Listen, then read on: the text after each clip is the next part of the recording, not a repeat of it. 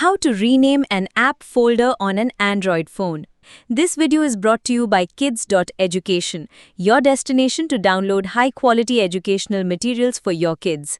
Renaming your folder stops you from guessing what is inside and makes your home screen much easier to navigate. Tap the specific app folder on your home screen to completely open it. Tap and hold the empty area inside the folder for a second. Folder name becomes editable now. Just tap that existing text to highlight and replace it. Type your new custom folder name using the on-screen keyboard.